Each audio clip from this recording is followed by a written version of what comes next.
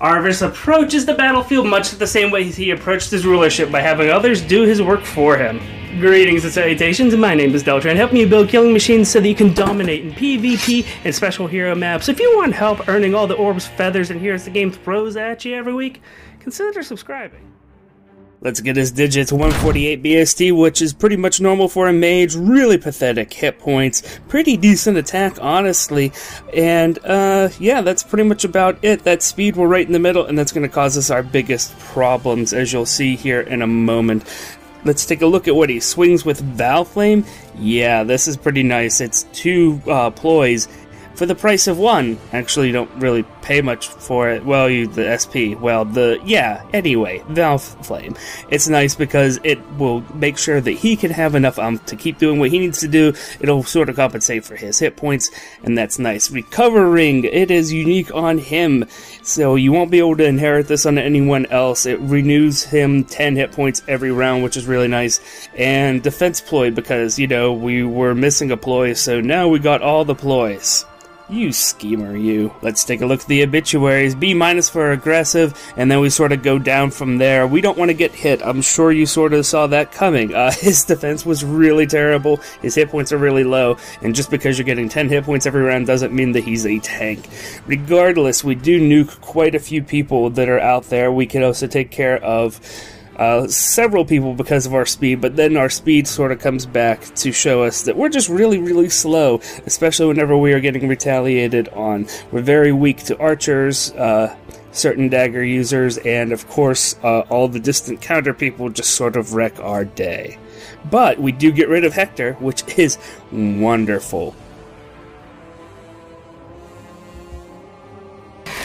You see, Arvis doesn't mind getting his hands dirty. It's just that he can't be the one to actually do the entire task. He has all those ploy skills for a reason. He has them all so that he can stand in the back and let everybody else benefit from it. He doesn't benefit tons from them. The minus attack on Valflame helps save his bacon a little bit. The minus defense doesn't do anything for him. So he's simply there to be able to make sure that other people can succeed in his name so that he can get what he wants. The ring that he has, recovering, is really, really cool. It lets you go out there, stick out your neck, and then not regret it. That's the whole reason why it's there. Anything else, at least on the default kit, it's not meant for anything else. The idea with him is that you do want to either use him to start to damage somebody or finish off somebody.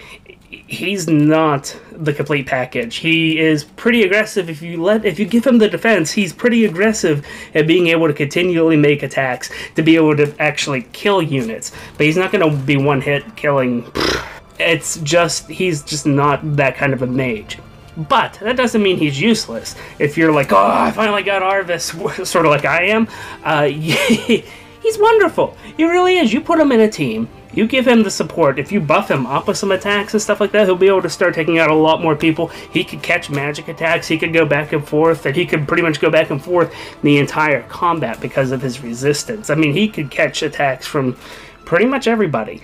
You watch out for the blue. Watch the heck out for blue. Otherwise, he's just fine. And then, yeah, if there's another one, he can go ahead and do it again. If you're ever in a position where you're looking at him and you're like, oh shoot, he's the only red unit I have in my team. There's a Hector, and there's a Julia, or a new mage. He's there for you, and he'll get the job done. As far as some cheap options that we can go with, Reposition, something I always recommend. Of course, Dragback does work well on mages. It keeps the person that you're pulling away from combat in front of you so that you don't have to deal with whatever's there. Darting Blow 3. We're going to see this guy again here in just a few moments, but speed is our biggest problem, and it's terrible if speed's our biggest problem on initiation. It basically means you can't do anything. So Darting Blow 3 fixes that for us. Other things that you could do, one thing that you can do is you can try to treat him as a pseudo healer since he gets 10 hit points back every round and use Ardent Sacrifice. I think there's better things you could do with him. However, this is a thing and it works rather well because, yeah, he does get those 10 hit points every round. I don't know if you've ever used a pseudo healer that had Ardent Sacrifice, but it gets annoying those rounds that they don't have that 10 hit points there. Moonbow is a great special for him because it has a cooldown of 2, and as we talked about against high priority targets, he's not going to double, he's not going to be charging up his special very often, so Moonbow is good. And Iceberg is also really nice. Ice nice, get it? No? That's okay. Regardless, it works well with him, even though he likes Hellfire. Iceberg is going to go ahead and let him get a really healthy boost of damage because of his already wonderful resistance that he's got. I've got a few builds here for you. Let's go ahead and take a look at this first one. It uses Close Counter, and the reason why we did that is just to sort of flatten out all of his scores. As you see, we're at B-, C, and C- for Defender. You don't necessarily want to have to take a lot of hits, but if you need a mage that is pretty strong and who's in a support role such as the way that Arvis is, this is actually pretty decent. Giving him quick Riposte 3 is going to patch up all of his problems as far as speed goes. Iceberg is there for a quick charge and then to give him a little bit of peak damage here and there, and drag back, because at this point in time you don't necessarily want to always be out in the front, so drawback is there so that you don't always have to keep dealing with that garbage. And taking a look at the obituaries and the DPT, 4 and 9, 6 and 22, so not super great, but what do you expect from a support mage? So we do get rid of Hector still. We don't fall down to Reinhardt, and Brave Lynn kills us whenever we initiate on her, so that is a problem, as well as all the other red distant counter units. But when it comes down to it, this does have a good showing here, and this is not counting for all the ploys, but to be honest with you, none of these people move whenever the ploys are active. So this is still pretty accurate. So on defense here, let me show you the 6 people that we get. Hey, there's Black Knight, there you go. So yeah, we get a couple of the harder hitting people there, and we can get Black Knight, so that is pretty encouraging. Although that really only happens once all the ploys are in effect, so be mindful of that. That's why there's 7 here, but the number says 6, because we're accounting for not having those ploys active. Let's talk about something a little less theoretical and a little more useful. This one keeps pretty much his base kit and then just adds cheap stuff, and it works out super well. We've become a lot more aggressive comparatively, and well, yeah, F for blocker, but we've already talked about that. This build goes with Glacies, and the reason for that is that now we have Darting Blow, so we should be able to charge up quite a bit. We keep Recover Ring so that even though we're being aggressive, we can continue to be aggressive and double tap people and take a retaliatory hit, because we're going to be recovering our hit points. That'll help us out in Arena in the short term, and in the long run in Tempest Trials, you're going to have a fresh Arvis so many times that it's funny. Let's take a look at these obituaries. 6 and 8 and 1 and 23. Well, that's not much better than the last build, but 26 and 0 on offense whenever you have Glacies charge. So, you know, that's a thing. No one here is really safe. A couple people are safe, a couple blue units, and they don't kill us, so that is great. Otherwise, we're not seeing anything here that is too different than what we've been looking at. We're getting some bow users. We have Brave Ike and Hector, which is really good to see. Brave Lynn is still a problem because our defense is still a problem. So while this is a completely different build than the last build that I showed you, it almost looks like things didn't change a heck of a lot, except for you definitely don't want to be on the receiving end of things. So if you're up for a larger investment in your Arvis, here is something that is pretty interesting that you could try out.